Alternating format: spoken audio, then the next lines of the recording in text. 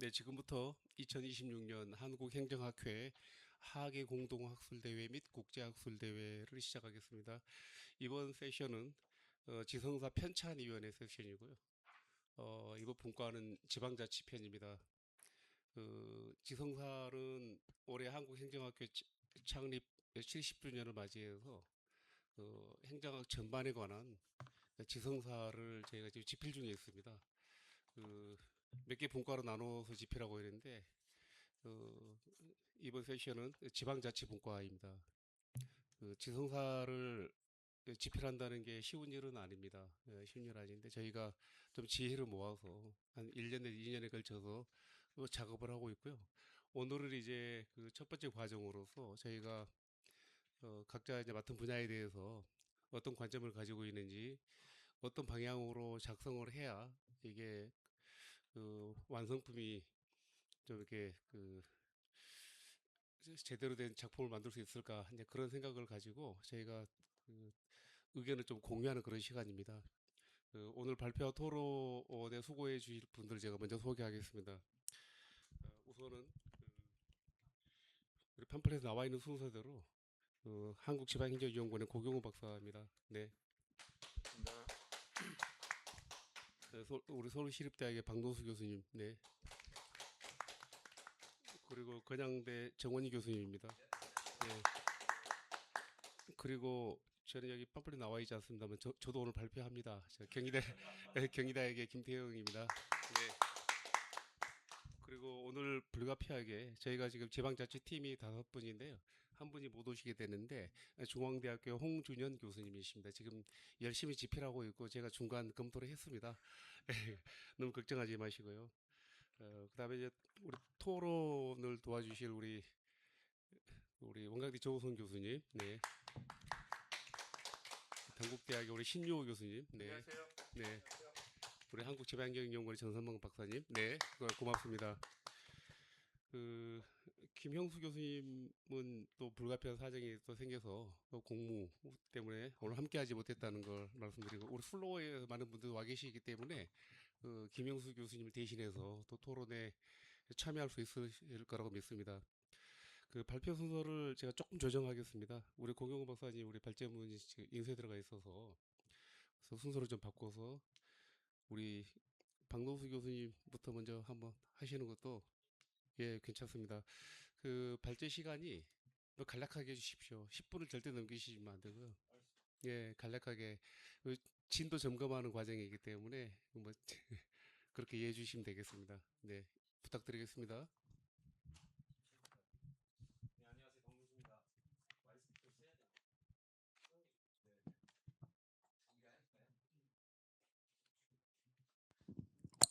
네, 우리 지방자치분과에서 제가 맡은 지성사에 담당한 분야는 이제 지방의회와 관련된 내용입니다. 그래서 제가 좋은 거 이렇게 보시면 알겠지만 지방의회 역할하고 이상이 그 안에 이제 우선 오늘 발표할 것은 이렇게 변화상이 어떻게 됐었는가를 좀 이렇게 말씀드리고 싶습니다. 그래서 전 전체적으로 이제 뭐 PT는 없습니다만은 이렇게 단계별로 나눠서 몇 단계 좀 이렇게 이야기를 해보고자 합니다. 우리가 물론 뭐 지방의회와 연관된 분야 관련된 분야는 너무 이제 잘 아시긴 하지만 처음에 우리 이제 재헌헌법이 만들어지고 지방의회가 이제 지방자치법이 만들어지고 그다음에 의회가 출범하고 이러면서 여러 가지 뭐 이렇게 굴곡의 역사를 겪어왔죠. 사실상 1공화국 때쯤이 된다면 정권의 이제 유지 차원에서 여러 가지 이야기들을 많이 했었고 그 필요에 의해서 선거가 이루어지고 이런 이제 단계별로 구분해서 좀 사실상 이제 저기 준비를 좀 이어나가는 게 어떻겠느냐라는 이야기를 일단 오늘 말씀드리고자 합니다. 그래서 다만 우리 자치 역사가 뭐 일제강점기도 내지는 뭐 미군정 시기도 그랬었습니다만은 어쨌든 그 자치재헌헌법이 만들어지고 헌법적 보장이 이루어지면서 불구하고 그러면서 불구하고 지금 우리가 가장 문제로 갖고 있는 게 이 기관 대립형의 구조, 분립형의 구조가 고착화돼 있고 요게 여러 가지 과정과 굴곡을 거치면서 약간 개선된다고는 하나 사실은 아직도 뭐 무늬만 뭐 이런 내지는 그뭐 우리 이제 뭐 저희들이 이야기할 때는 반쪽짜리 뭐 이렇게 이야기를 합니다만 이런 차원에서 여러 가지 이제 개선의 여지 내지 앞으로 희망을 그쪽 방향으로 맞춰가는 게 필요하지 않겠느냐라는 이야기를 좀 드리고 싶습니다. 그래서 먼저 저 페이지 2페이지 보시면은 1~2공화국 시기에 아까도 말씀드렸었지만은 의회가 이게 기관 구성 자체가 동아국이 이제 52년 한국 전쟁이 이루어지고 그다음에 국가적 혼란기 중에서도 아까 모두에도 말씀드렸다시피 사실상 뭐 이렇게 선거가 이루어지는 이런 그 이야기 이제 있었죠. 그래서 이럼에도 불구하고 어떠면은 장점에서라고 본다면 이름에도 불구하고 우리가 민주주의 훈련에 대한 정치적 열망이 투영된 뭐 역사적 사건이었다고 저는 이렇게 표시하고 있습니다만 현실적으로 따져본다면 뭐 여러 가지 다른 뜻이 또 있었죠. 정권의 뭐 유지라든가 이런 얘기도 있었습니다만 어쨌든 기록에 따라 보면은 그 당시에 52년도에 17개 시도에서 이렇게 시도의원 선거가 이제 시의원 선거가 이루어졌었고요. 그다음에 이제 원면장 선거도 또 이루어졌었고 이런 부분들을 좀 확인할 수가 있었습니다. 그다음에 56년도에 들어가면서 사실은 이제 이제 임기가 4년으로 좀 늘어나고 뿐만 아니라 그 당시에 갖고 있었던 그 의회의 뭐 불신임 의결권이라든가 단체장의 의회 상권이 부활되기도 하는 지금과는 아주 다른 양태의 어떤 구조였다라는 것을 확인할 수가 있죠. 그래서 이런 차원에서 여러 가지 이제 의미 있는 그러면서 또 제2공학이 되면서 아주 획기적인 이제 도약이 이루어졌다 이런 이야기를 좀 드릴 수가 있겠습니다. 뭐 대체적으로 그 1~2공학과가 그렇게 간다면 이제 군사정변이 있었던 3공학부터는 조금 어긋난 분권 내지는 뭐 이렇게 뭐 짝퉁 분권 이렇게 이야기도 뭐 농담삼아 하고 있습니다만 이런 부분도 이제 쉽게 잘 아시다시피 군사정권 시절에 지방자치에 관한 임시조치법이 만들어지면서 지방의회가 강제 해산되고 단체장 선거도 임명제로 제한되는 이런 구조가 되게 돼 있죠. 그러면서 결국은 요 때부터 시작을 하다 보니까는 지금까지 있어서도 이렇게 뭐 기울어진 운동장 내지는 어긋난 자치 뭐 이런 부분들이 아직도 개선이 되가 있지 않는다 이런 얘기죠. 당시에는 국가 발전이라는 큰 이제 대전제 아래 이제 임시조치법 등에서 지방의회가 해산되고 뿐만 아니라 여기서 이제 집행부 위주의 어떤 이제 사안들이 고착화되는 이런 구조가 됐었다 이런 말씀을 드릴 수 있겠습니다. 그 다음 기로 들어가면 이제 91년도에 무려 이제 30여 년 만에 30년 만에 의회 같은 경우는 이제 부활이 됐다고 이야기를 하는데요. 이 부활이 됐습니다. 되긴 됐고 선거가 이루어졌고 이런 것들이 있었었는데 사실상 오랜 동안 안 하고 또 우리가 그 진행하고 이루어지고 있지 않고 있다 보니까 여러 가지 어려움들이 많이 발생하게 됐었죠. 사실상 제대로 된 지방의회 자체가 지방의회 선거가 먼저 있었습니다만은 뭐 광역이든 기초든 간에 제대로 된 이런 부분들이 근데 갖춰지지 못하고 명예직이라는 어떤 그 볼모 내지는 그런 이제 기조하에서 이제 갔었다 이런 이야기를 드릴 수 있겠습니다. 그러면서 여러 가지로 그 부활이 돼서 2006년까지 저는 보고 있는데 그 이유는 2006년도에 이제 이게 명예직이 삭제가 되고 유급직화된 그 근거를 마련하게 됩니다. 당시 제 기억으로는 6월 28일 날 자치법이 개정돼서 이제 이게 시행이 되게 됐는데 뭐 소급 적용이 돼서 그 전 의원들이 한 6개월 정도의 월정 수당 같은 걸 이렇게 받게 되는 사실상 그게 무슨 의미가 있을까는 그때 당시에 생각을 했었습니다. 이미 한 일에 대해서 받는 거 이런 부분에 대해서 좀 이제 불편한 일이 좀 있었다. 하지만 어쨌든 간에 명예직이 삭제되고 그 이후에 이제 적어도 전업직 뭐라고 그럴까 지방의회 의원들 뭐 내지 전문직 그 이외에 뭐 기왕의 정치에 몸담고 있었던 보좌관이었던 어떤 다른 형태였던 그런 이제 인사들이 의회에 들어오면서 약간의 그 어떤 그 전문성이 좀 강화되기도 하고 내지는 의회의 그 정책적인 능력 이런 부분들이 좀 더 늘어난 이런 부분도 없지 않아 있었다 이런 이야기를 좀 드릴 수 있겠습니다. 이제 뭐 시간상 좀 그 다음에 3기라고 제가 이제 구분 지었는데 이제 2006년도에 붙어서 2021년도까지 2022년도에 지방자치법 전부 개정이 이루어지기 전까지 여러 가지 그 뭐 변화들이 좀 있었죠. 변화가 있었긴 했었지만은 제가 또 이렇게 그 원고에 내놓은 대로 강시장 야구회 모델 자체는 아직 이제 바뀌어진 것은 없었고 사실상 심리적으로 강시장 지금 초강시장이라는 이야기도 가끔씩 제가 합니다만은 이런 모델이 대체적으로 이제 고착화되고 또 문제가 해결되지 않았죠. 그 가장 큰 문제점들 우선 내가 보기에는 이제 예산 편성, 내 선결처분권, 그 다음에 이제 단체장의 그 이제 조직과 정원에 관한 어떤 그 독점권, 그 이외에 이제 의회에 대한 감사라든가 내지는 뭐 조사 이게 물리적이고 절차적인 취약성들이 가장 큰 문제가 있었던 걸로 이렇게 이제 판단이 됩니다. 그래서 그런 차원에서 표 1에서 몇 가지 집행기관장과 지방의회 정도에 대한 불균형도를 조금 이제 표시했다 이런 말씀을 드릴 수 있겠습니다. 그다음에 이제 이쪽에 보시면은 이제 사기에 들어서면서 전부개정 지방자치법이 만들어지고 시행되기 시작하면서 결국은 이제 여러 가지 아주 주민주권의 바탕 하에서 여러 가지 이야기들이 많이 나오고 있습니다. 그리고 또한 그간에 열망했던 부분들이 그 당시에 이제 헌법 개정이 안 이루어지면서 지방자치법을 전부 개정함으로써 그런 욕망들을 좀 달성해보고 진전된 모습을 좀 보여주고자 했습니다만은 사실 여러 가지로 아직도 흠결을 많이 가지고 있다는 이야기를 좀 드릴 수가 있겠습니다. 그래서 여러 가지 이제 당시 2022년 이후로 정책 지원관이 그러니까 보좌 인력은 아니지만 보좌할 수 있는 근거를 마련해주는 이런 부분들이 이제 생겼습니다만 아직도 현실적으로는 뭐 이렇게 현실화되지 못하고 어려움이 있다는 것은 뭐 잘 아실 거라 믿습니다. 인사권이 독립됐다고는 하지만 인사권이 독립될 수 있는 다양한 바탕과 시스템, 물리적인 어떤 저기들이 바탕들이 안 만들어지다 보니까 이건 무늬만 인사권이 독립됐지 그 이외 여기서 반영되는 다양한 종류의 어떤 그 필요한 부분들이 아직도 그 기초의회 같은 경우는 집행기관과 같이 써가고 큰 뭐 대의회 같은 경우는 조금 이렇게 개선이 돼가고 있습니다만은 이런 부분들에서 여러 가지 문제점을 지금 노정하고 있다 이런 얘기가 있죠. 그런 차원에서 결국은 우리 지성사적 입장에서는 이제 핵심 문제로 봤을 때 이제 그 권력의 지금 우리가 그 기관 구성 자체가 다양화될 수 있는 근거는 갖고 있지만 그거 하위 법률적 이제 다른 법률이 만들어지지 않았기 때문에 여러 가지 어려움이 있었고 지금 현재 기관 분립형이라는 구조화에서 사실상 견제와 균형의 원리가 제대로 이루어질 수 있도록 하는 이런 부분이 이제 필요한 것이라는 게 지성사적 입장에서 좀 바라볼 수 있겠다 이런 얘기고 그 다음에 뭐 오래된 이야기이긴 합니다만 그 자치입법권 자체가 대법원 판례로서 늘 조금 이게 범위가 확대되긴 했습니다만은 여러 가지 어려운 점들이 아직도 많이 갖고 있다는 이야기를 드릴 수가 있겠고요.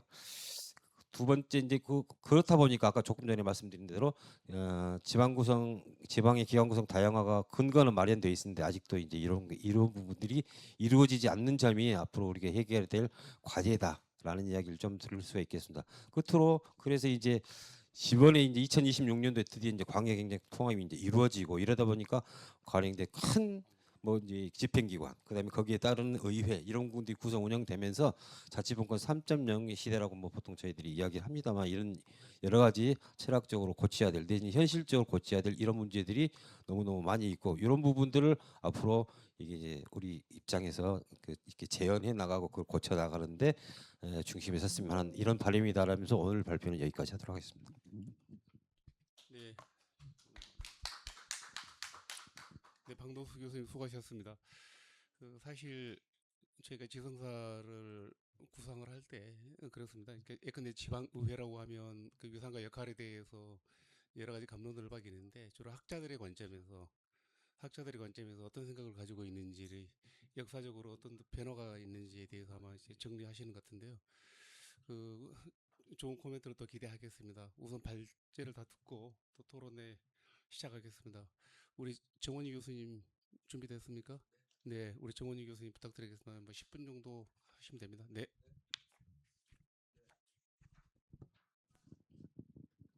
네, 안녕하세요. 건양대 정원입니다.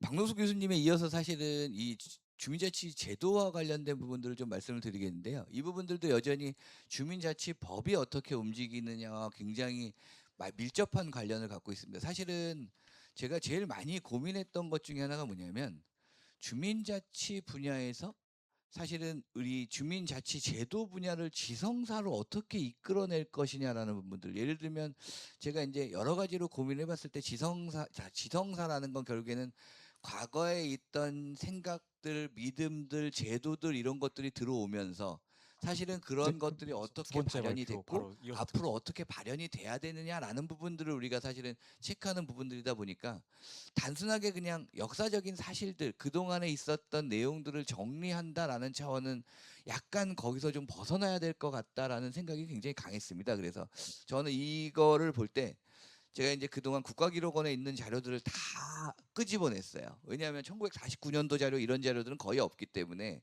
그쪽 자료들을 끄집어내서 다시 거기 있는 거에 소위 얘기하는 지방자치법 스캔해져 있는 자료들이 있거든요. 그 스캔된 자료를 인공지능에 넣어갖고, 왜냐하면 그 자료들의 정확한 저기들이 없었고 인공지능에서 다시 한번 확인을 하고 그리고 나서 이제 어떻게 변화됐느냐라는 것들을 확인했거든요. 그래서 보시면 사실은 주민자치 제도가 변했다라는 거는 흐름 자체는 1949년도 이후에 2026년도 지방자치법 일부 개정까지 포함되고 있는 내용들이지만 현실적으로 봤을 때는 1페이지 맨 마지막에 보시면 제가 이런 얘기를 했습니다. 우리나라의 주민자치 제도사는 주민을 선거권자로 보는 단계에서 행정의 감시자와 정책 선구자가 됐고 이제는 주민자치회라는 게 운영이 되기 시작을 하면서 사실상은 생활권 단위에서 주민들이 어떻게 움직이느냐라는 것까지 결정하고 운영하고 조정할 수 있는 주체가 되는 이런 형태가 됐다. 사실은 2026년도에 주민자치법 일부 개정이 이루어지면서 주민자치회라는 게 운영 조례라는 게 아예 그냥 해안부에서 정해져서 내려오는 상황이 됐기 때문에 이제는 정말로 본격적으로 우리가 주민자치라는 걸 한번 해볼 필요가 있지 않겠느냐라는 부분들에 대한 것들 때문에 사실은 그렇게 일부의 정책만 결정을 하거나 일부 참여만 했다가 지금은 확실하게 주체로 변화해가는 과정이다. 그렇기 때문에 이렇게 주체가 됐을 때 앞으로 그 전에 70년대는 70년은 어땠지만 그 이후에 70년의 지방자치라는 거, 주민자치라는 건 어떻게 움직여야 된다라는 것들을 우리가 그 전의 내용들로 좀 확인을 해보자라고 한다면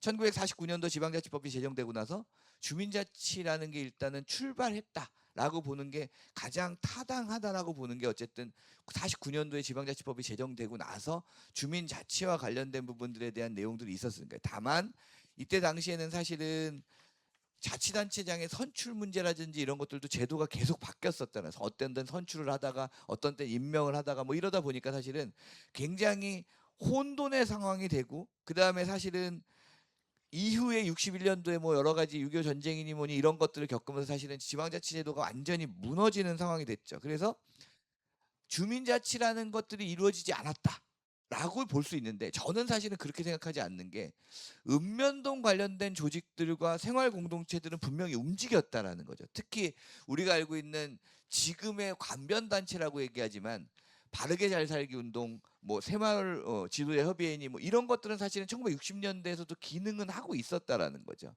그러니까 사실은 그런 부분들로 주민자치가 일부 연명되어 왔었다. 다만 이때만 하더라도 행정이 주도하고 주민들은 사실은 자치보다는 동원되는 측면들이 훨씬 더 강했다라는 부분들이 있었다는 거죠. 그리고 나서 1988년도에 지방자치법이 전부 개정이 되면서 완전하게 이제 대표적인 지방자치대로 움직이는 상황이 됐고 1990년대 초중반까지만 하더라도 사실은 선거를 통한 주민 참여지 실제로 주민들이 뭔가 참여해서 움직이는 경우는 그렇게 많지는 않았다. 다만 1999년도 이후에 단순한 선거권자에서 조례를 청구하거나 주민감사를 청구할 수 있는 이런 소위 얘기하는 지방자치법 개정이 이루어지면서 어느 정도까지는 행정에 참여하는 주체가 되었다라는 것들. 다만 이때 제가 보니까요. 주민참여 제도를 청구를 하려면 주민들이 진짜 똑똑해야 청구를 할 수 있는 거예요. 이거 아무나 청구를 못 한다는 거예요. 왜냐하면 제도에서 그걸 청구하는 요건들이 너무 많다 보니까 제가 이거 확인해 봤을 때 15건인가 요건을 확인을 하고 그 다음에 사인을 받고 뭘 해야 되는데 그럴 수 있는 주민들이 당시에 역량이 없었다. 이게 1980년대 90년대 초 얘기니까 이때까지만 하도 잘 아시겠지만 저도 고등학교를 다닐 때인데 저 고등학교 다닐 때 사실은 상고 공고 나온 애들은 뭐 그 당시에 은행을 들어가거나 뭐 이랬던 상황인 거고 인문계 가는 학생들이 대학을 가는 상황이었고 저희 때 대학 진학률이 40% 정도밖에 안 됐거든요. 그러니까 사실은 절반 이상은 대학을 안 가는 사람이었다는. 특히 잘 아시겠지만 이 당시에 공무원이 됐던 분들 대부분은 고졸 출신들이 많아서 그죠. 당시만 하더라도 야간 대학을 운영해 갖고 그 고졸 공무원들을 운영하고 이런 경우가 굉장히 많았다라는 거예요. 이게 이제 2000년도가 넘어오면서 사실은 그런 게 없어진 거거든요.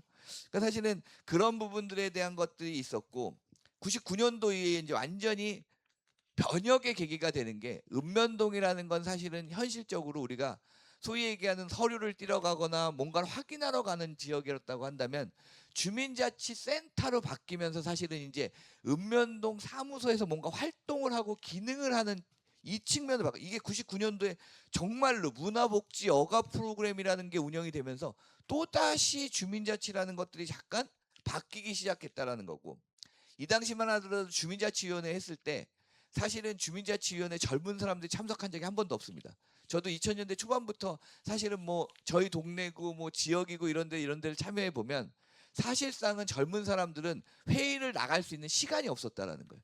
보통의 경우는 뭐 9시, 10시쯤 운영을 하고 시작을 하다 보니까 연령이 있으시고 사실은 뭔가 좀 퇴직을 하신 이런 분들이나 참여할 수 있지 젊은 사람들 참여할 수 있는 구조가 아니었다라는 거죠.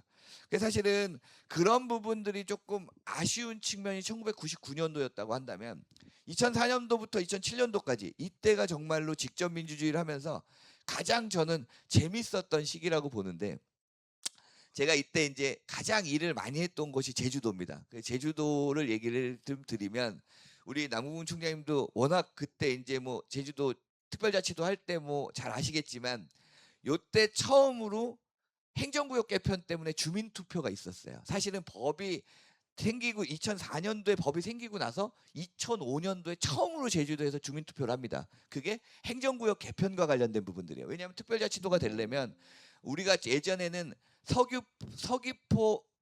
서귀포가 두 개로 나눠져 있었고 제주도 남제주군 북제주군 이렇게 나눠져서 4개의 행정구역이었었는데 이게 사실은 서귀포 제주 이렇게 2개의 행정구역으로 바뀌는 행정구역 개편에 대한 주민투표가 있었다라는 거죠. 그리고 나서도 그 다음에 바로 뭐가 있었냐면 제2신공항 건설 때문에 주민투표가 있었고요.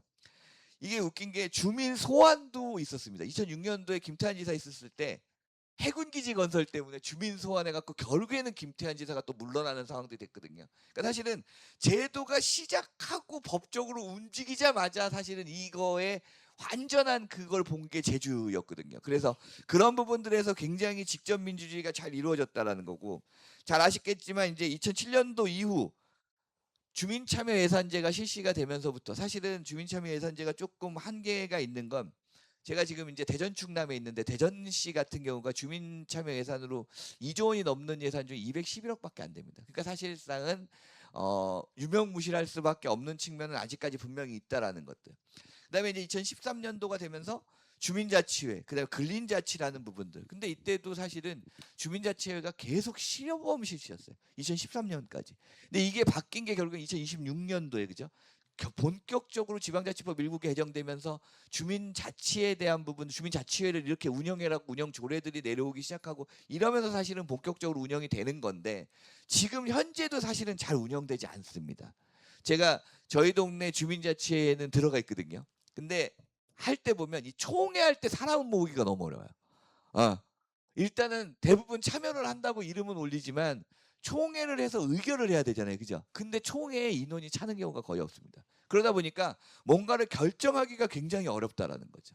근데 그나마 이제 이 읍면동의 주민자치회가 되고 이게 본격적으로 이제 풀뿌리 민주주의가 된다라는 측면에서 보면 2026년도에 개정이 굉장히 중요해졌다라는 것들이고, 마지막으로 그러면 앞으로의 지성사가 어떻게 되느냐라고 한다면 일단은 주민자치가 변해온 과정, 법적 지위가 형성되고 지방자치가 중단됐다 복원이 되고 직접 참여와 통제장치가 제도화되고 근린자치의 주민자치가 제도화 단계까지 이루어졌다라고 한다면 앞으로 제가 말씀드린 70년 이후의 주민자치는 어떻게 되는 것이냐. 결국에는 주민자치회의 제도적인 대표성의 문제, 또 권한의 문제, 균형의 문제, 예산의 문제, 주민이 주도할 거냐 행정이 주도할 거냐의 문제, 이런 부분들이 이제 앞으로 조금 더 깊숙하게 논의가 되면서 과거의 제도들이 이렇게 변해왔고 앞으로의 제도들은 이렇게 가서 실제로 우리가 주민자치를 했을 때 우리가 얘기하는 그 지성사, 남들이 또 이럴다라고 믿을 수 있는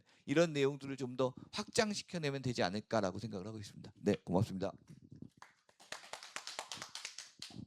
네, 우리 정원희 교수님, 그 주민자치라는 소재를 통해서 지방자치 분야 지성사에 대해서 말씀해 주시고 계시는데, 사실 지방자치를 주민자치가 곧 지방자치다 이렇게 보는 시각이 그 지방자치 분야에서는 주류 시각입니다. 주류 시각이고, 어쩔 수 없는 상황에서 뭐 단체자치도 지방자치로 볼 수 있다라고 하는 건데 뭐 공직자들이라든가 일반인들은 단체자치가 주류고 주민자치가 지방자치로 볼 수 있다 이렇게 거꾸로 이해하고 계시는 분들이 계시는데 서구 지방자치 역사를 보면 그렇지 않죠. 뭐 단체자치라고 하는 거는 그야말로 한시적으로 또는 어쩔 수 없이 현실 상황을 감안했을 때 우리가 필요 악처럼 하고 있다. 이런 의미에서 주민자치 이 분야도 지방자치 전 분야를 아우르는 어떤 지성사의 일부가 아닌가 이런 생각을 해봅니다.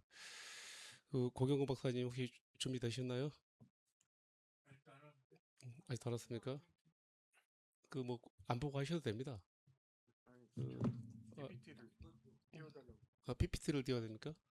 PPT만 띄우면 됩니다. 그래. PPT만 띄우시고 자료는 아까 보내줬는데 아까 프린트는 조금 걸릴 것 같고 자료만 그러면은 이거 여러분 먼저 하시고 교수님 먼저 하시고 그다음 제가 제일 마지막에 할게요. 네. 제가 그럼 먼저 말씀드리겠습니다. 제가 그렇게 시간을 서두르는 이유는 이게 중간 점검이고 해서 이야기를 많이 듣고 싶어서 그렇습니다. 이게 지금 초고 첫 번째 저희가 지금 공개적으로 공유하는 작업이기 때문에 드리는 말씀이고요. 제 이야기는 이제 방금 우리 정원희 교수님 또 박노수 교수님 이야기한 거 뭐 크게 다르지 않은데 조금 더 본질적인 얘기를 해보고 싶습니다. 저도 이 작업을 한다고 했을 때 고민 지점이 지성사가 과연 가능한가라고 하는 그 질문을 그 원로 교수님으로부터 받고 자존심도 좀 상하기도 하고 행정학자로서 또 반성도 많이 하고 그런 의미에서 좀 펀더먼털한 고민을 좀 해야겠다. 그래 우리 행정학자들이 어디 가서 좀 망신도 당하지 않겠다 이런 생각도 들고 저 마찬가지고 그래서 제가 고민을 한번 해봤는데요. 제가 한 지방자치 연구하면서 오랫동안 관심 가졌던 분야 중에 하나가 이 지방자치라고 하는 거 어떻게 출발이 됐는가 생각해봐. 이게 용어 자체가 언제 시작됐는가라고 따져봤더니 재헌헌법하고 관련됩니다. 재헌헌법. 재헌헌법이 공식적인 논의는 1948년 3월, 4월부터인데 실제로는 1947년부터 놀랍게도 1947년부터 이 지방자치에 관한 이야기가 나옵니다. 근데 지방자치라는 용어를 사용하지 않고요. 지방제도라는 용어가 이제 사용이 됐고 실제로 유진호 박사가 주도하는 그 헌법 초안이 4월에 나오는데 그 4월에도 지방제도라고 나옵니다. 지방행정 또는 지방제도죠. 그리고 4월 말에 나온 초안도 지방제도라고 나오고 5월이 거의 마지막 시간인데도 지방제도라는 재헌헌법 제8장 타이틀이 지방제도였습니다. 시간을 많이 지방제도와 아껴주셨는데 지방자치는 굉장히 압축적으로 얼핏 발표해 비슷해 주셔서 보입니다만 감사합니다. 완전히 마지막 다른 발표 겁니다. 듣고 180도 토론 다른 진행하겠습니다. 거죠.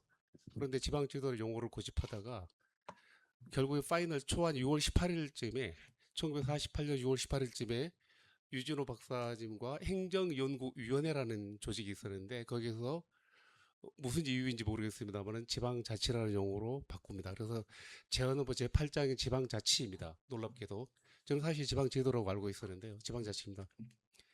그러면 아마 이제 다 아시겠습니다만은 그 둘의 차이는 너무너무 잘 아시겠고 어쩌다 지방자치로 바뀌었는가가 제 고민의 시작점인데요. 놀랍게도 내용은 지방제도 그대로인데 타이틀만 지방자치로 바뀐 겁니다. 내용은 그대로입니다.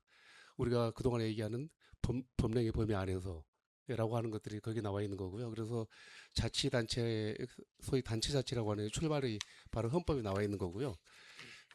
그러면 지방자치라는 용어로 변경된 이유가 몇 가지가 있는데 가장 결정적인 이유는 제가 좀 찾아냈습니다만은 미 군정청 그 반포문 제126호 내용을 보시면은 그 지방자치라는 용어가 나오거든요.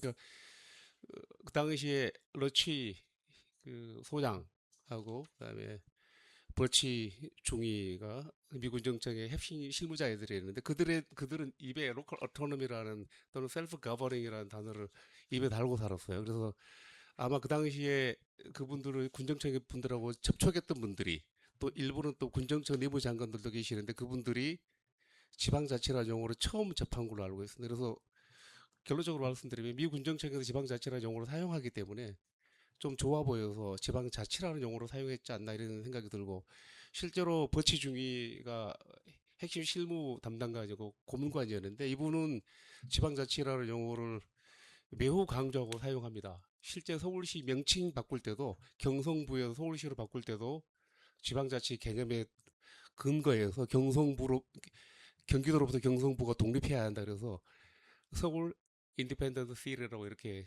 정하는 것도 버치 중이었습니다. 그러니까 그런 것들이 반영이 돼서 그래서 기록에는 나오지 않습니다. 아무리 찾아봐도 어떤 이유로 구체적으로 학술적인 이유로 지방자치로 바뀌었다는 내용은 나오지 않습니다만은 6월 18일 날 바뀌고 6월 23일 날 재헌헌법 초안이 확정이 됩니다.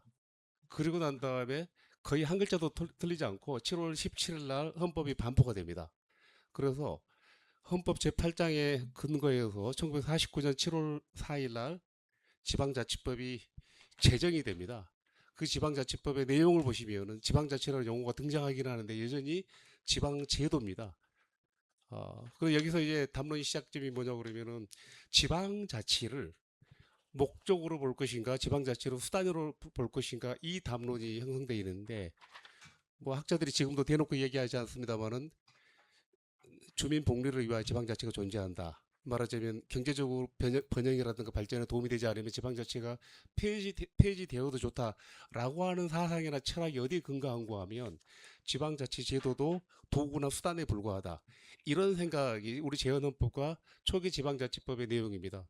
그런데 일부 이게 이제 마이너 우리 지성사의 마이너한 부분들인데 지방자치는 그 자체가 목적이다. 그 목적이라고 하는 거는 그 헌법에 나와 있는 모든 내용을 목적으로 간주할 수 없다는 판례가 나와 있는데요. 그렇죠. 우리가 상식적으로 알고 있는 거는 헌법에 나와 있는 모든 내용은 그 자체가 목적일 수가 있습니다. 그래서 지방자치가 재헌헌 8장에 등장했기 때문에 그 자체가 목적이라고 할 수 있는데 일부 분들이 이렇게 얘기하죠. 지방자치라고 하는 거는 민주공화국의 지방적 구현이다. 이런 표현이 등장합니다. 이게 1949년 이야기고요.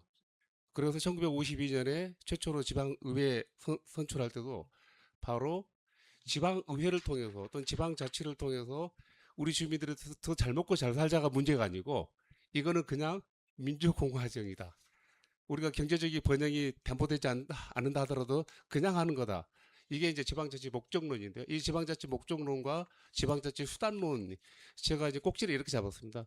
그 논의가 지난 80년 동안 지속되어 왔다는 사실을 제가 이제 나름대로 차관점을 두고 정리를 해봤습니다. 그래서 1950년 때는 말씀드린 것처럼 그 타이틀은 지방자치입니다만은 제도 그 자체에 불과했고요. 그리고 1961년 5.16 군사 쿠데타 이후에 지방자치가 잠정 중단이 되면서 그 당시 이제 발전국가의 시기였거든요. 지방자치 목적론을 주장하신 분들은 한 분도 없습니다.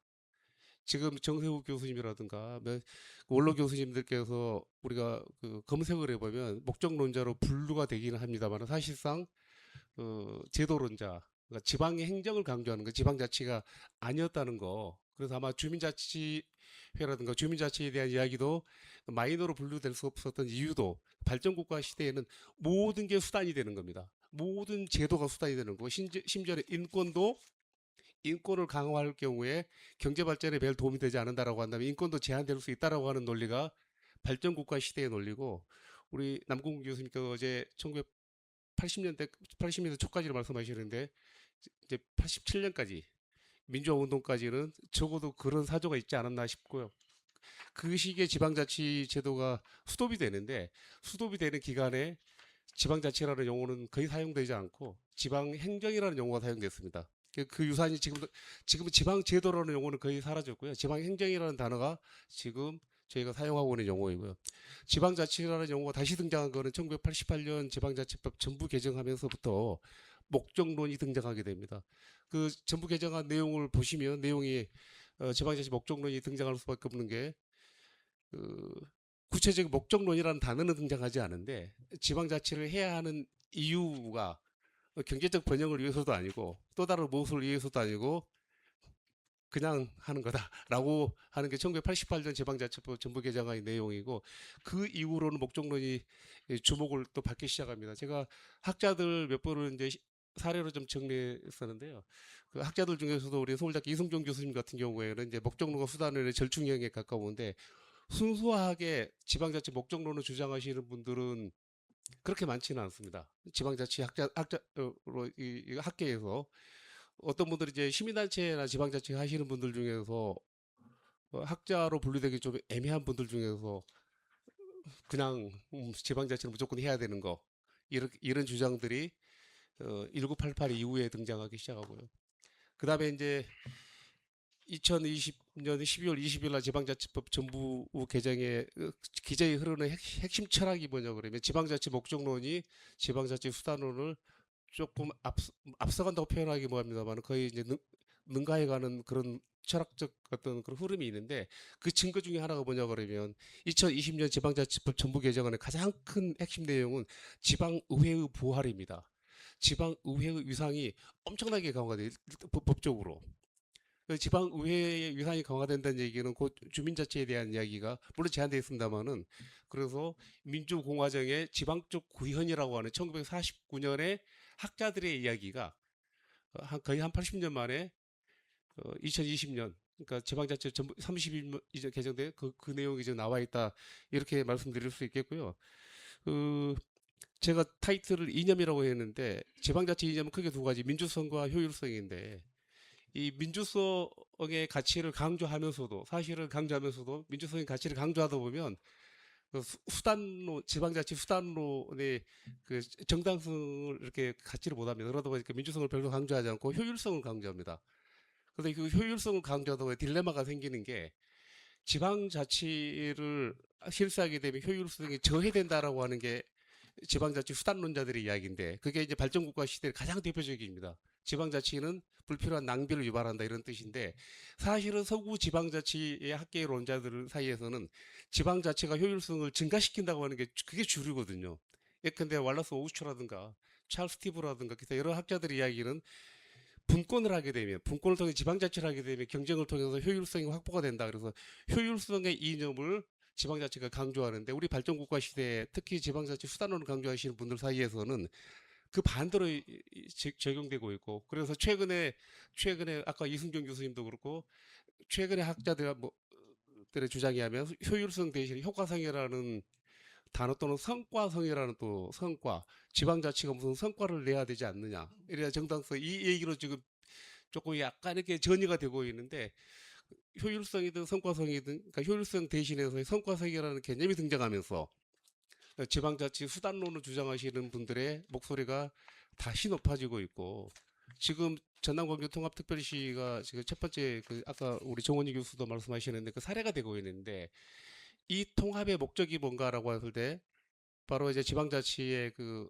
성과성을 강조하시는 분들이 주로 주장하는 내용들입니다. 그래서 지금 아마 그 새롭게 당선된 우리 민정배 시장님께서 목적론자인지 수단론자인지 잘 모르겠습니다만 그동안에 제가 이렇게 간접적으로 미디어를 통해서 접하는 바에 의하면 목적론자에 좀 더 가까운 것 같아서 한편으로 좀 걱정이 되는 게 그 학자들은 목적론을 주장하고 행정가들은 수단론을 주장해야 이게 밸런스가 맞을 것 같은데 어떻게 된지 이제 학자들이 오히려 수단론을 주장하고 우리 민정배 시장께서는 목적론 포지션을 가지고 있는 것 같아가지고 이 통합의 성과가 안 나오면 어떡하나 지금 걱정이 이만저만이 아니라고 하는 게 최근의 사례입니다. 기타 예컨대 지역경제 활성화라든가 공공기관 지방 이전이라든가 이런 것들이 뭐냐 그러면 전부 다 지방자치도 하나의 도구에 불과하다. 국가 발전을 위한 도구에 불과하다는 현대판 개념이 지금 등장하고 있다. 이 지성사 담론을 제가 지금 학자들별로 쭉 지금 정리를 하고 있습니다. 여기까지 준비되셨습니까? 네, 제 발표는 여기서 마치겠습니다. 고맙습니다. 그리고 우리 고경훈 박사님께서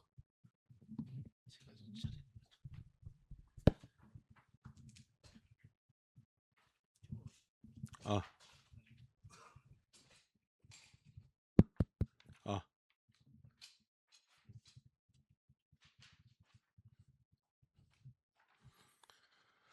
예, 제가 발표드릴 내용은 1948년부터 2025년까지 그 지방자치의 키워드가 서로 어떻게 다이나믹하게 영향을 주고받으면서 하는가를 중앙 지방 간의 관계 특히 재정과 그다음에 사무 권한 배분, 기능 배분의 차원에서 이걸 한번 이제 살펴보려고 시도를 했습니다.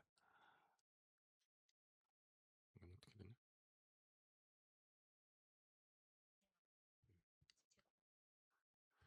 제가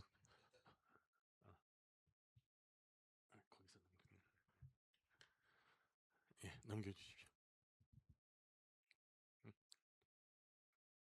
너무 한꺼번에 넘어가는데.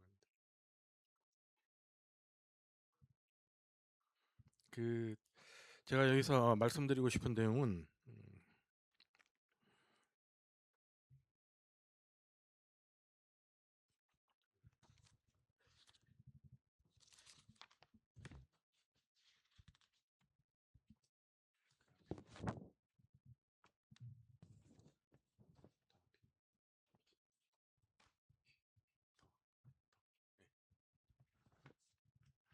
제가 여기서 그래서 구체적으로 말씀드리고 싶은 내용은 이 중앙과 지방의 관계에 있어서 사무를 누가 제가 어떤 시간 드릴 기관으로 테니까 맡느냐를 잠깐만 핵심 멈췄다가 질문으로 하는 게 좋을 설정을 것 했습니다. 같아요. 네. 그래서 정보관관의 관점에서 중앙과 지방의 관계에 있어서 권한과 그다음에 재원이 어떻게 분배되느냐, 그다음에 더 나아가서 분권과 균형의 긴장관계까지 좀 살펴보려고 시도를 했습니다. 그래서 일단 여기서 제가 처음부터 드리고 싶은 질문은 사무는 어떤 논리로 배분 이양되어 왔느냐?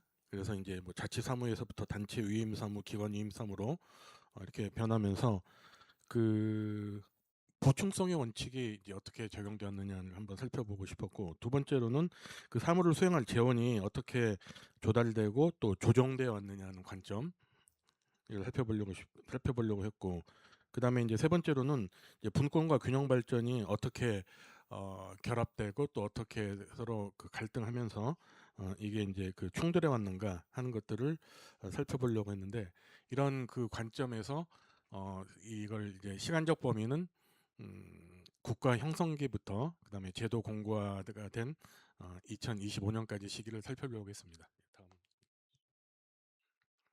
그래서 제가 여기서 제시한 이론적 분석들은 다층적 자기 통치의 정치 경제학이라는 프레임워크를 한번 구성을 해봤습니다. 일단은 네 가지 틀을 살펴봤는데, 네 가지 변수들이 이제 분권의 규범적 증거, 그다음에 분권의 한계, 그다음에 이제 중앙집권의 발전론, 그다음에 균형 발전의 공간 정의, 이런 것들을 살펴봤습니다. 그러니까 분권의 규범적 증거라는 건 규범적 증거라는 건 이제 분권이 과연 바람직한가 또는 그렇지 않은 측면이 있는가, 이런 것들이 여기서 이제 제가 살펴보고 싶은 이제 그런 개념이었습니다. 그러니까 예를 들어서 지방 정부에 의한 서비스의 공급이 중앙보다는 훨씬 더 주민들의 수요를 반영할 수 있다는 그런 점은 분권의 긍정적 측면으로서 이제 얘기가 되고 있지만은, 또 한편으로는 이제 분권에 대한 이제 그 보충성의 원칙, 그래서 주민에게 가까운 정부가 우선 사무를 담당한다는 이 보충성의 원칙이라든지 이런 것들은 결국은 이제 분권을 더욱더 중시하는 그런 측면이라고 말씀을 드릴 수가 있을 것 같은데, 이건 결국은 재정 연방주의와 보충성의 원칙에 의해서 강조되는 개념이라고 말씀을 드릴 수가 있을 것 같습니다. 다시 말씀드려서 이 재정 연방주의에서는 중앙 정부가 해야 될 일은 이제 재분배라든지 또 그 재원을 마련하는 거, 그다음에 이 재원을 직접적으로 주민들에게 전달하는 건 지방 정부 역할이라는 그런 이제 피지컬 페더럴리즘이 여기서 강조되는 거고, 그다음에 보충성의 원칙은 지방 정부가 더 좋은 서비스를 주민들에게 공급할 수 있다는 얘기죠. 그러나 또 이에 반대로 또 분권의 한계를 지적하는 그런 이제 2세대 재정 연방주의 목소리도 듣습니다. 2세대 재정 연방주의에서는 프리덤의 분권의 위험을 이제 얘기를 할 수가 있는데, 이건 결국 그 분권이 거시경제 안정성을 이제 위협한다든지, 또 바르랑 같은 경우는 분권의 효과가 지방의 책임성, 또 정보 이런 거에 의존함을 이제 강조를 했고, 또 와인게스트 같은 경우는 2세대 재정 연방주의에서는 이제 분권의 성패가 결국은 정부의 재정적 유인 구조에 달려 있다는 것을 강조하면서 분권의 한계를 이제 강조하기도 했습니다. 그다음에 이제 또 그 중앙 집권의 발전론과 관련돼서 이제 발전 국가론의 입장에서는 결국은 우리나라나 또 일본 같이 동아시아 국가들이 국가 발전을 이룩한 건 결국 이 중앙 집권하는 그런 구조에서 동원 국가 모형이 이건 발전을 가져왔다는 이제 그런 입장이고, 또 네 번째로 이제 균형 발전과 공간 정의를 둘러싼 여러 가지 또 긴장도 있습니다. 뭐 크루그만 같은 경우는 집적의 효율성 이런 것들 이제 강조하는 그런 이제 입장이라면은 그 또 한편으로는 이제 로드리게스 프리 같은 경우는 버려진 장소들의 복수라는 그런 개념을 통해서 이 균형 발전이 이제 필요하고 그런 부분에 있어서의 중앙 집권을 반대하는 그런 입장을 가지고 있습니다. 이런 이 논리들이 결국은 효율성과 또 형평성과 민주성이라는 이 트릴레마의 가치의 삼각관계에 이렇게 여기 이제 갇혀진 게 아닌가. 그리고 또 하나 이제 제가 여기서 들여다보고 싶은 게 이제 권한과 재정 같은 경우도 사실은 사무 배분은 얘기를 하면서 이걸 뒷받침하는 재원 배분은 뒤따라가지 못하는 이런 격차, 지체가 발생하고 이런 것들이 결국 구조적 어긋남이 계속되고 있다는 그런 문제. 그 다음에 또 하나 이런 개념들 아까 말씀드렸던 보충성의 개념이라든지 이런 것들이 우리나라에 수용되는 과정에서 또 재정에 관련된 여러 가지 개념들이 우리나라에서 제도적으로 발전되는 과정에서 여러 용어들이 이렇게 이제 사용되면서 변화가 이루어지고 그걸 진화라고 볼 수 있을지 아니면 변형이라고 볼 수 있을지는 모르겠습니다만 어쨌든 그런 변화들이 담론의 번역에서 어떻게 이게 우리에게 해석되는지 이런 부분들도 우리가 같이 살펴봐야 되지 않을까. 그래서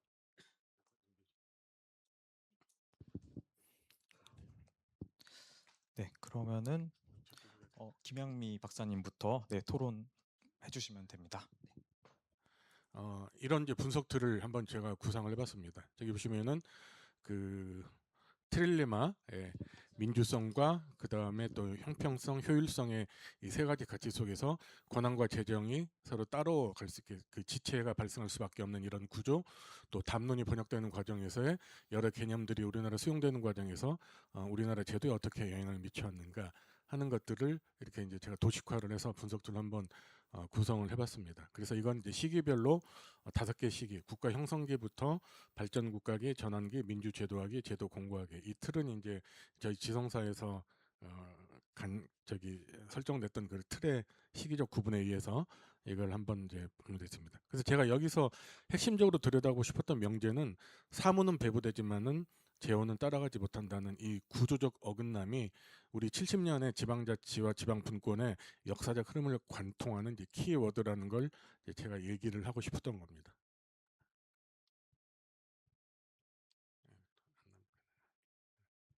그래서 이 시기별로 국가 형성기부터 발전 국가기, 전환기, 그다음에 민주화 제도기, 그다음에 제도 공고화기에 이르는 이 5시기를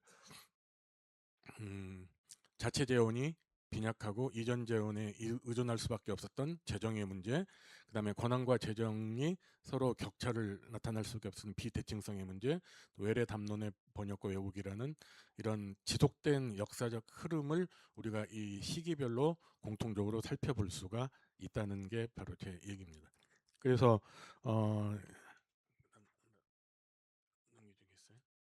그래서 첫 번째로 이제 국가 형성기에 이제 나타났던 이제 그런 흐름 같은 경우는 이때는 이제 자치제도가 어느 정도 설계가 되면서 이제 재정 관계의 원형을 찾아볼 수 있었던 그런 시기라고 말씀드릴 수가 있었습니다. 대표적으로 그 1948년에 이제 지방자치에 관한 틀이 이제 마련되면서 지방자치법이 제정이 되면서 핵심은 이때는 뭐 재정 조정 제도라는 게 처음에 이제 그 싹을 트는 그런 맹아를 이제 발견할 수가 있었다 하는 걸 말씀을 드릴 수가 있을 것 같습니다. 뭐 그래서 이때는 이제 그 최초로 그 임시 지방 분유세법 이런 것들이 이제 나타나게 됐고 이게 이제 그 뒤로 지방 분유세법으로 그다음에 58년에는 뭐 지방 재정 조정 교부로 이렇게 제도가 개선되면서 명칭이 달라졌지만은 이제 중요한 건 그럼에도 불구하고 사무는 배분이 됐을지언정 그 재원은 못 돌아가는 이런 비대칭성의 씨앗이 여기서 싹을 트기 시작했다라고 말씀을 드릴 수 있을 것 같습니다. 그러다가 5.16 군사혁명을 거치면서 이제 발전국가 효율 동원 체제 이때는 이제 지방의회를 통일 때까지 이제 개최하지 않는다는 지방의회 해산 이게 이루어지고 그다음에 단체장도 임명제가 실시되면서 실질적으로 지방자치제가 폐지가 됩니다. 이제 다만 이때는 재정적인 뒷받침을 위해서 지방교부세법이 이제 제정되면서 이제 교부세 제도가 마련이 됐는데 이게 이제 그 국세를 지방에 이제 이전하는 그 연동 체계가 처음에 그 틀을 마련되게 된 시기라고 말씀드릴 수가 있을 것 같고 64년도에 지방교육재정 교부금이 이제 분리가 되면서 이제 현행의 교부금 체제가 어느 정도 틀을 갖추는 시기였다고 말씀을 드릴 수가 있을 것 같습니다. 그런데 여기서 이제 제가 강조하고 싶은 건 이제 지방 교부세가 지방의 형평성, 재정 형평성을 강조하는 장치면은 틀림없지만 동시에 이 지방 교부세 배분 주체는 중앙이기 때문에 지방의 재정 종속이 더욱더 제도되는 통로로 나타날 수밖에 없었다. 말씀을 드릴 수가 있을 것 같습니다. 그다음에 넘어가요. 그러다가 이제 그 전환기 시대, 민주화 시대 이제 지방자치가 이제 부활되는 맥락에서 87년부터 95년까지 시기입니다. 지방의회가 91년도에 부활되고 95년도에 단체장 선거가 실시되면서 이제 그 분권이 민주주의 회복의 참여 확대로서 여겨지는 그런 시기였는데 이때는 뭐 민주주의에 관련된 분권이 강조됐지만은 재정면에 있어서는 여전히 분권의 씨앗을 찾아보기는 힘들었다고 말씀을 드릴 수가 있을 것 같습니다. 그러다가 이제 민주제도화기에 아까 제가 말씀드렸던 그 삼각 그 트릴레마의 충돌 형성이 나타나게 되면서 본격적으로 99년에 보충성의 원칙이 도입되는데 이때부터 이제 본격적으로 중앙 권한의 지방 이양이 논의가 됩니다만은 이게 권한만 넘기지 이걸 재정을 넘길 생각은 그때는 전혀 하지를 못했습니다. 그러다가 2004년에 이제 지방분권 특별법, 또 국가균형발전의 특별법이 동시에 제정되면서 권한 분산과 자원 재배치의 최초 본격 결합이 시작됐는데 제 기억으로 제가 2004년도, 2005년도에 최초로 지방 권한의 지방 이양에 따른 비용 산정 연구를 이제 제가 연구 책임을 맡아서 시행을 했었는데 그게 아마 그 당시에부터 최초 연구가 아니었나 싶습니다. 그리고 이제 2005년에 지방 양여금이 폐지가 되면서 이제 균형발전 특별회계가 신설이 되면서 이제 본격적으로 재정적인 뒷받침을 위한 노력들이 시도가 됐는데도 불구하고 문제는 분권과 균형발전이 같이 가는 그런 구조는 아니었다는 거. 그래서 이때야말로 가장 아까 말씀드렸던 민주성, 효율성, 형평성의 원칙이 가장 첨예하게 충돌하는 그런 시기였다고 말씀을 드릴 수가 있을 것 같습니다.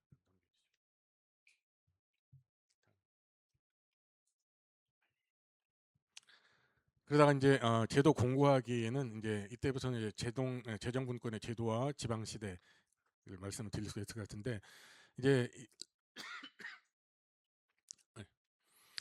문재인 정부에 들어서면서 이제 지방 소비세 제도가 도입되고 또 이 분권의 재정 분권에 관한 논의가 확산되면서 뭐 7대3 재정 분권 또 뭐 6대4 재정 분권 뭐 이런 얘기들이 나오고 그러다가 이제 지금까지 이제 그 25년에 이르면서부터 이제 여러 가지 과세 제주권에 관한 논의가 확산되어 왔습니다만은 그럼에도 불구하고 이 평가는 엇갈리고 있고 결국은 이제 또 2023년대 통합특별법에 따라서 지방분 자치 및 지역균형에 발전 특별법이 제정이 됐음에도 불구하고 여러 가지 제도적인 개선이 이루어졌음에도 불구하고 아직까지 그 실상은 멀다. 그 다음에 이제 또 진행적인 중점으로는 아까 이제 균형과 그 집권의 논리, 균형 발전과 분권의 그 서로 상충되는 관계에 있어서 쟁점은 여전히 진행 중에 있다는 거 이런 부분들을 말씀드릴 수가 있었습니다. 그래서 이제 여기까지가 이제 제가 그 연구한 내용인데 이제 앞으로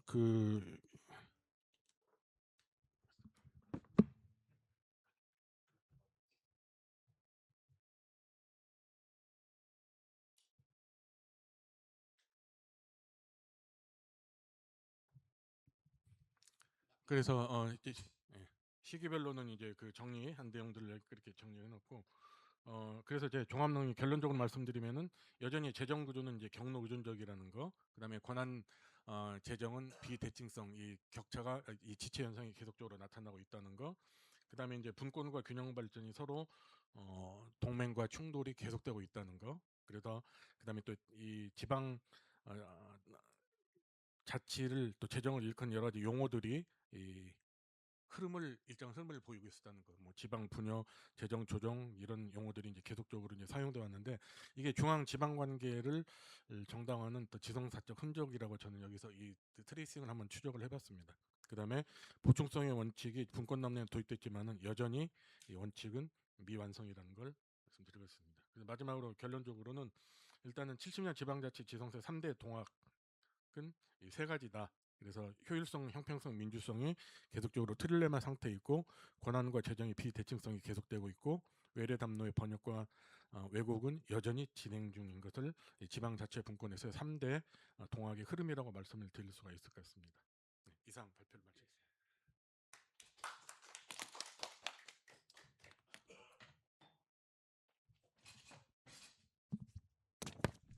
네, 고경 박사님 수고하셨습니다. 그 고경 박사님은 재정분권 관련해서 약간 뭐 찬반 그런 담론의 역사가 있습니다. 근데 그 부분에 대해서 말씀해 주신 것 같고 오늘 함께 하지 못했습니다. 오늘 홍주전 교수님께서 여러 가지 중요한 네, 쟁점들을 행정분권 제시해 주셔서 아마 좀 도움이 많이 관련해서 됐을 여러 것 가지 또 이제 같습니다. 좀 두 깊은 번째 담론도 있고 그 부분에 대해서 좀 토론으로 정리하고 이제 계시고 양은진 박사님. 네. 그러니까 이제 지방 의회 역할에 대해서도 약간 그 찬반 이런 담론이 좀 있는데 그 부분에 대해서 아마 이제 우리 박노수 교수님께서 정리해 주셨고 그 주민자치회가 그 이론적으로는 뭐 또 그럴 때도 보이지만 또 우리 사회에서 뭐 일반인들뿐만 아니라 학자들도 또 이게 반대 또 하시는 분도 계시고 이게 다 담론이거든요. 저는 지방자치 제도 자체에 대한 그 말하자면 아직도 수용성이 조금 그 약한 이 부분에서 나름대로 사연들이 있기 때문에 그런 담론을 중심으로 우리가 그 지성사를 정리하는 겁니다. 그 발제를 다 했는데 이제는 좀 토론을 좀 들어보려고 합니다. 어떻게 그 우리 신유 교수님께서 먼저 하시겠습니까? 예, 예. 그 시간은 양심껏 사용하세요. 우리가 10시 20분까지 끝내야 되니까 양심껏 사용하세요. 예, 그 우리 한국행정학회의 지방자치 지정사 관련된 논의에 참여해서 굉장히 뜻깊고 영광이라고 생각합니다.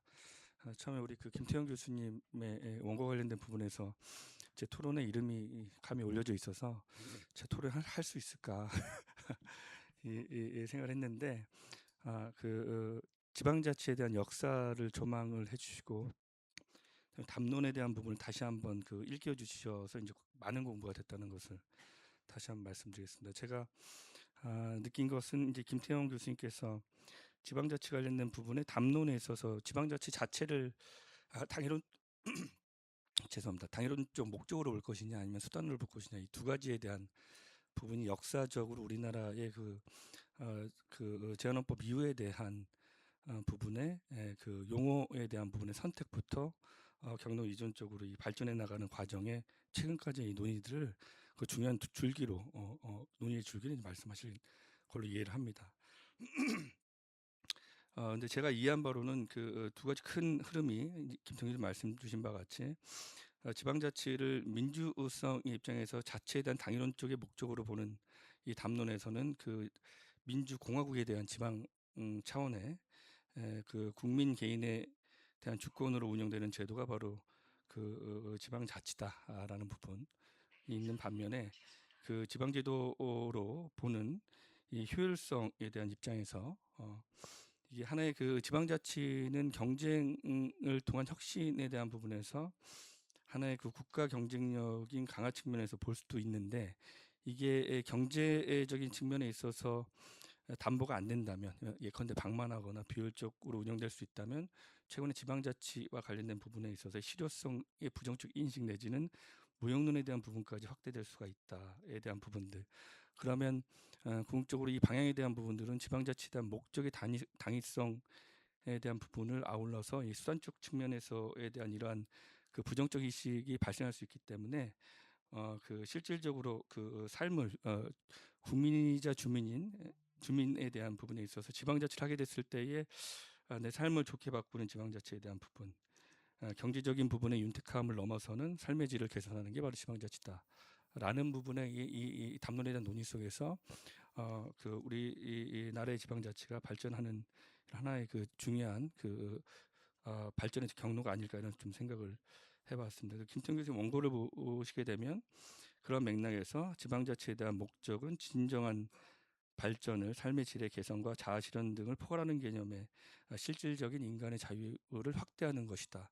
라는 측면으로 이제 말씀하신 부분이 있었거든요. 그래서 저도 이제 지방자치와 관련된 부분에서 재정을 집중적으로 연구하는 그런 사람으로서 근원적인 부분의 지방자치를 다시 한번 보게 되는 계기가 됐다고 생각하고 있습니다.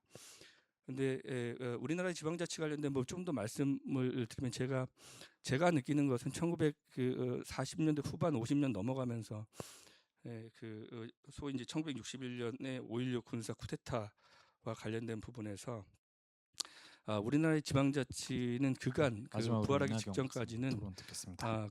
국가 권력에 의한 동원된 지방자치로 악용됐다라는 부분이 개인적으로 좀 생각이 들었습니다. 음만 동작에 대한 부분이 순수한 풀뿌리 민주주의에 대한 민주주의를 강화하는 측면보다도 국가 권력에 대한 선출직의 권력 유지를 위한 부분에 있어서의 그 지방자치를 중앙 집권적으로 좀 악용한 게 아닌가 좀 이런 생각이 들었습니다. 그게 1987년에 개헌 당시 이제 헌법을 통한 민주화의 가치가 바로 그 산업화 이후에 대한 획일적이고 중앙 집권적인 이러한 지방자치를 민주화에 대한 가치와 더불어서 분권과 다음에 이런 그 지방에 대한 의회의 부활을 통해서 1951년 소위 저희가 민선 2기라고 하는 이러한 그 단체장의 선출과 아울러서 다양한 측면의 주민들의 수요를 반영할 수 있는 이러한 그 지방자치들이 담아졌다고 생각합니다. 이러한 우리나라 지방자치에 대한 이런 민주화에 대한 역사적인 자산들이 최근에 2018년도에 문재인 정부 때의 개헌안을 보게 되면은 그때 물론 문턱을 넘지 못했습니다만 국회에서 강조했던 내용들이 바로 그러한 내용들입니다. 문재인 정부 개헌안에 담아놨던 헌법 전문에 보면 4.19 혁명, 부마 항쟁, 그다음에 5.18 민주화 운동에 대한 부분들을 통해서 지방분권 국가를 선언하는 이 지방분권형 개헌을 강조했었죠. 그래서 지방자치에 대한 부분들을 좀 더 당이론 측면에서의 내용으로 좀 하려고 했던 게 아닌가. 물론 문턱을 넘지 못했습니다만 최근에 이러한 자산들이 아울러서 12.3 내란 종식에 대한 민주화에 대한 내란 종식을 하게 되는 이런 민주화 자산이 아닌가라는 생각이 들었습니다. 이런 부분들을 우리 지정사의 한국행정학회에서 연구를 하고 그다음에 저희 같은 후학들을 위해서 기록을 남겨주신다는 게 굉장히 영광이라고 생각하고 있습니다. 그래서 이러한 부분들이 반로가 돼서 앞으로도 계속 이루어져야겠지만 최근에 국회에서 저도 이제 의장님 직속으로 해서 지방소멸 관련된 부분에 이제 자문 활동을 한 적이 있었는데요. 그때도 사실은 지역 균형 발전과 지방자치 관련된 부분들을 좀 결과 보고서로 담는 거를 논의하다가 지방자치에 대한 개헌안 문구를 넣지 못했고 지역 균형 발전 관련된 부분을 헌법 전문에 넣는 걸로 이렇게 했었습니다. 그 이유 중에 하나는 물론 기록으로 남지는 않았습니다만 제 개인적으로 생각했을 때는 아직까지 지방자치에 대한 부분들이 대국민 인식이나 신뢰도가 높지 못하다. 그게 무엇 때문에 그럴까? 라는 부분인 거죠. 그래서 이게 같이 지방자치 관련된 부분을 놓고 봤을 때 아직도 수단적 측면에서 보면 김태균 교수님이 지적하셨던 이게 지방자치 관련된 부분이 다소 국민들 입장에서 봤을 때 방만하게 느껴지고 비효율적이 느껴지는 부분이 있다면 전체가 아닌 일부의 단체적인 행태나 이 제도의 문제라기보다는 그런 부분들이 전체를 그렇게 방만하거나 비효율적으로 인식하게 됐을 때에 대한 부분이 권력 재편에 대한 논의와 함께 아울러져서 이런 부분이 잘못 비춰질 수가 있으니 우리 지성사에서 이런 논의들이 앞으로 더 확산되고 인식을 통해서 이렇게 좀 이렇게 이끌어 좀 방향이 바로 잡아야 되지 않을까. 대국민 인식을 좀 신뢰를 제고할 필요가 있지 않을까라는 생각을 해봤습니다. 일단 여기까지 토론을 마치겠습니다. 이상입니다. 네, 우리 신조 교수님 너무너무 좋은 말씀을 비양심적으로 해주셔가지고 우리가 또 짧은 시간 쪼개서 우리 전성만 우리 박사님 하실래요? 우리 조선 교수님 먼저 하세요. 예, 먼저 하세요. 예. 양심적으로 해주셔야 됩니다. 네. 아, 네. 소개받은 원광대학교 조성입니다.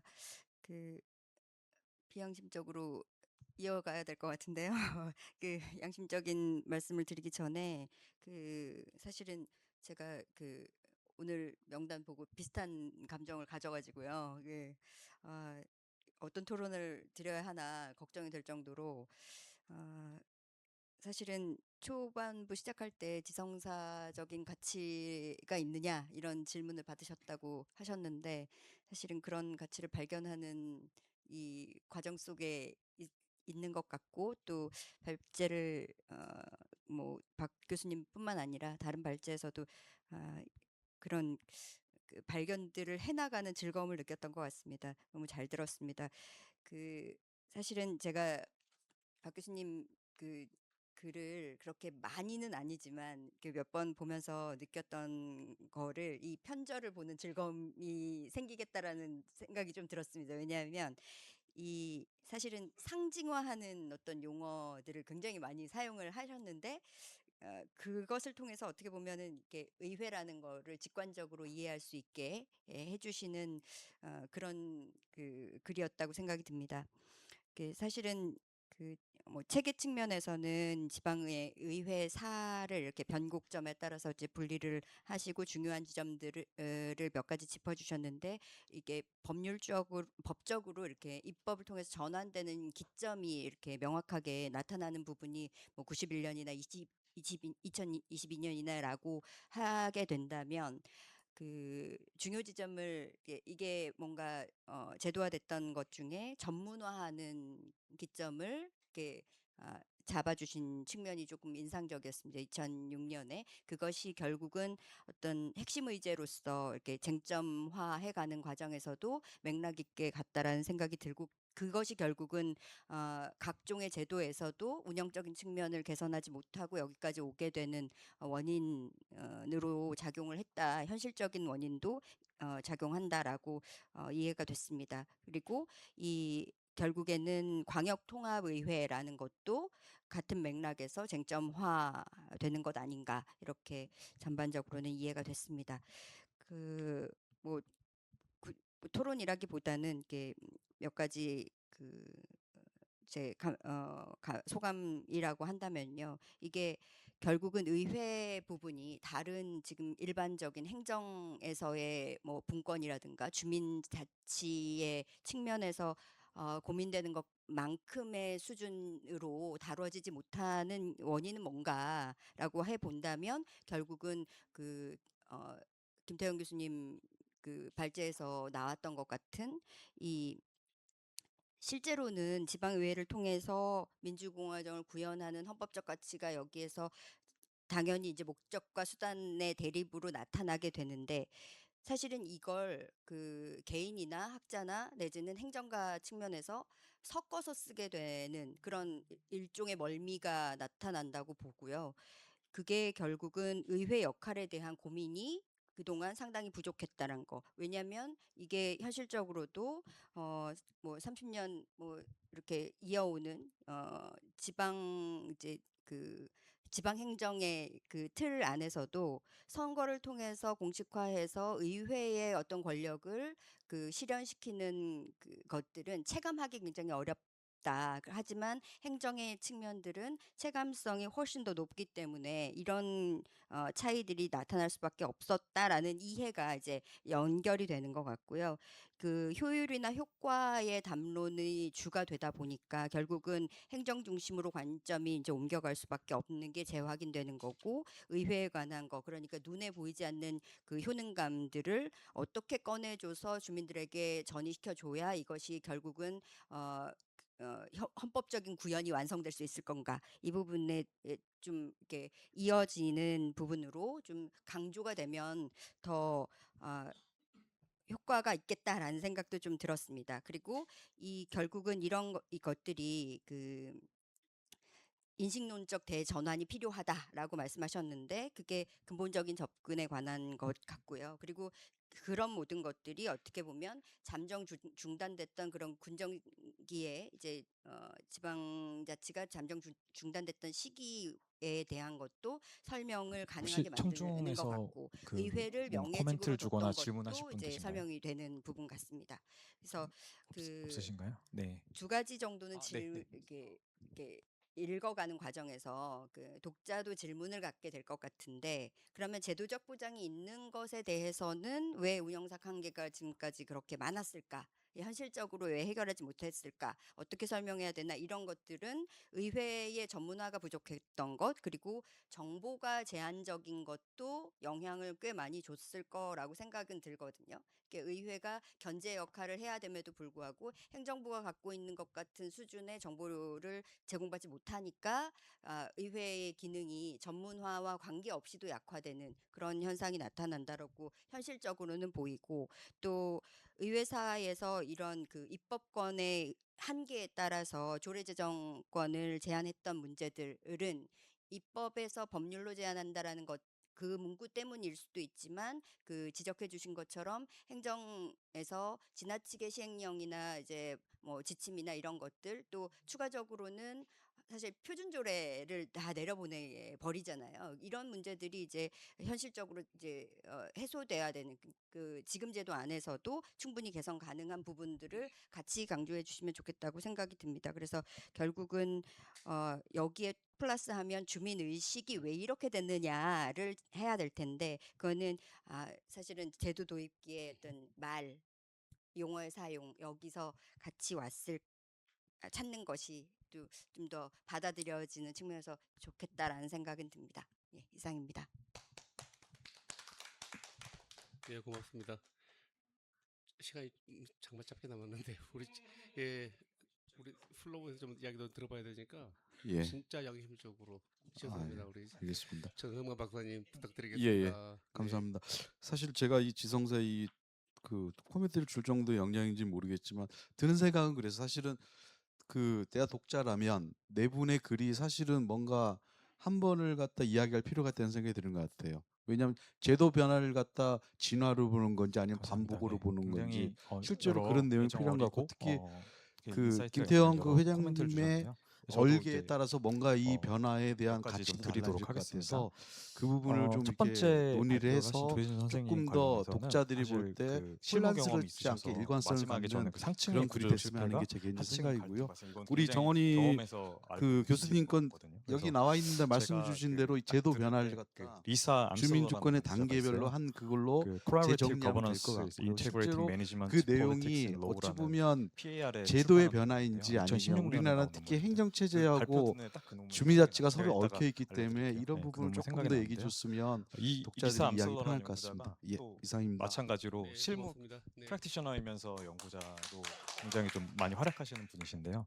마찬가지로 우리 같은 우리 위원장님 문제를 모셨는데 이해하고 말씀 계세요. 부탁드리겠습니다. 상층부부터 해서 짧게 한 하층부까지 말씀 부탁드리겠습니다. 그분의 표현에 따르면 아레나라는 표현을 사용하는데 여러 업스트림부터 다운스트림까지 아레나에 제가 받은 대해서 느낌은 여러 굉장히 이해관계가 그 거기서 어떤 행위자들이 어떻게 풍부한 활동하고 이런 토론이 문제들을 이루어졌다라고 생각을 김양미 박사님의 하거든요. 거랑 저는 연결하면 뭐 IAD 틀에 이렇게 그분은 사용하고 그냥 계시거든요. 그래서 그런 지방자치 연구들 그러면은 보시면 좋을 우리나라가 것 같고요. 너무 네. 또 이제 중앙집권적인 담합이랑 전통이 갈등으로만 강해서 보면은 얘기할 거 이렇게 리터처의 폭이 많을까라고 너무 생각을 했는데 오늘 좁아지거든요. 보니까 저는 이제 정말 갈등과 너무 협력이 얘기거리도 동전의 많고 양면이라고 주장을 잘 하고 정리가 된 것 같습니다. 협력적 거버넌스 연구자들이 그런 주장을 시작점이고 합니다. 이제 그 리사 암슬러도 연말까지 같은 잘 계열에 있고요. 정리를 그래서 하면 이 연구 아까 한번 김태형 보시고 교수님이 참고하시면 되게 도움이 많이 될 것 같습니다. 말씀하셨는데 우리 안동현 그다음에 교수님이 장생 시간이 논의할 없어서요. 적에 네, 저는 이제 약간 들었을 행정학이 때 뭐 솔직히 말씀드리면 지자체 같은 경우에 한 가지 현실적인 특징이 학문으로 예산 세출 다른데 어떻게 예산이 다른 점증적으로 학문에 비해서 증가하거든요. 매년 지성사적 매년 관점에서 증가해요. 얘기할 거리를 그게 연구의 찾아내기가 바이어스가 될 쉽겠냐라고 수가 얘기를 있어요. 그래서 하는데 그거를 어떻게 제가 받은 느낌은 통제할 요즘 것인지. 하면서 그다음에 양은진 박사님, 그렇게 그다음에 부끄럽지 않은 이낙연 그런 박사님 잘 말씀하신 것처럼 얘기들 저는 그게 얼마든지 지금 하시는 세부 가설을 얘기들이 어떻게 세울 것인지 있는 것 같다라는 생각이 항목별로 들고 다르다는 여러분들 거를 열심히 넘어서서 세부 해주셨는데 앞으로 가설을 세워야 되고 남은 기간 그게 열심히 이낙연 해서 박사님 말씀은 재분배 정말 정책이 될 풍부한 수도 있는 거고요. 지성사를 생각해 만드는 보시면 데 좋을 것 기여를 같고요. 해주셨으면 좋겠습니다. 마지막으로 감사합니다. 그 이도현 선생님 같은 경우에는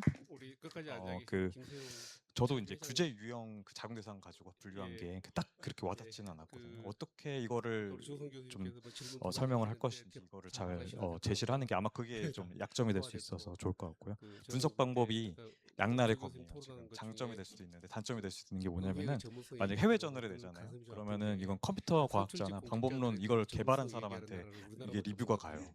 그래서 정말 선출되는 진짜 게 공격적인 전문가예요. 코멘트가 역량이거든요. 날라오거든요. 그래서 선출되는 그것 게 때문에 있는데 힘들고요. 자꾸 한국에서 그렇게 내면은 말씀하시니까 리뷰어를 그런 사람에게 맡길 수가 없다 보니까 1776년 방법론을 제대로 그 그 1월에 리뷰를 해주기가 어려워요. 사실은 그래서 여러분 좀 어려움이 미국 생길 수 독립이 쉽게 있으니까 되는 그런 것 것들 같지만 한번 좀 독립 고민하시면 좋을 것 반대하는 같습니다. 분들이 훨씬 시간이 많았어요, 여론이. 많이 남지 않아서 잘 나가는 발표자들에게 영국의 1분 생존을 하는 게 이내로 훨씬 좋은데 그 무슨 간단한 독립이자 우리 답변 경제 이제 망한다라고 또는 그냥 그게 소감 이런 거 대세였는데 말씀하시고 끝내도록 하겠습니다. 1776년 1월에 토마스 페이지라는 학자가 저도 작가가 학회에 열심히 오려고 하는 했죠. 편인데 항상 이런 좋은 코멘트를 얻을 수 있어서 교수님과 제가 뭐 생각 못했던 부분들을 좀 많이 알려주셔서 감사하고요. 저도 규제자와 피규제자 간의 관계를 그렇게 이제 주인 대리인으로 볼 수 있느냐 이제 미트닉 이제 그 책을 기반으로 이제 근저에 깔고 제가 논문을 한 줄밖에 쓰진 않았지만 어쨌건 그런 부분을 했는데 만약에 이걸 계속 쓰게 된다면 이 부분을 좀 더 정치하게 방어할 수 있게 하고 또 말씀하신 그 두 분 박사님께서 말씀해주신 또 다른 이론들을 어떻게 접목할 수 있을지 좀 더 깊이 고민을 해보겠습니다. 너무 감사합니다. 아름다운 우리 문화, 우리 민족성 아마 그게 아마 이유가 아닌가 싶고요. 그래서 자치라는 말 맨날 자체를 국내 학회 좋아하지만 사실 그래서 스텝 알바로만 지방자치라는 다니다가 표현이 오늘 이렇게 헌법 처음으로 발표를 제헌을 하게 보도 됐는데 들어갔지만 사실상 되게 제도였다. 정말 좋은 그리고 코멘트 많이 해주셔서 거듭 너무 말씀드립니다마는 감사했고 제가 연구 행정이라고 진행하면서 하는 고민했던 어떻게 하면 더 부분들에 효과적으로 대해서 행정 정확히 이제 서비스를 조금 제공할 것인가 짚어주셔서 관심이 방향성 있지만 잘 자치로 잡고 가면 더 어떻게 좋은 하면 연구로 발전해 보다 나갈 많은 수 있을 사람들 것 의견을 같습니다. 효과적으로 네, 감사합니다. 반영해낼 것인가 구조의 문제거든요. 그 두 가지가 큰 차이가 책임성 있다라고 말씀 하는 주시고 점을 내러티브 착안해서 갖춰 저희 5명이서 더 좋은 논문이 코드를 될 좀 것 같다고 잘해서 말씀해 주신 거 안병희 정말 교수님께서 지적하시고 한번 제가 뼈아픈 추구를 해봐야 될 주제이기 것 때문에 좀 이렇게 돌파를 해봐야 될 복수하고 것 싶은 같고요. 게 그리고 그 생각을 행정학적으로도 하니까 논문이 생각을 약간 좀 하고 넘치는 산다. 느낌이 이 있는 얘기를 것 같아요. 조금 분석을 전하고 두 개로 가고 싶습니다. 쪼개면 차라리 내러티브가 더 말이 될 것 혹시 같아서 발제하시는 분들 한번 중에 말씀이 더 이제 더 다듬어 예, 보도록 예. 하겠습니다. 말씀 그러면 너무 이거로 이번 세션을 마치겠습니다. 모두 고맙습니다. 네. 네, 오늘 세션은 여기까지 하겠습니다. 감사합니다.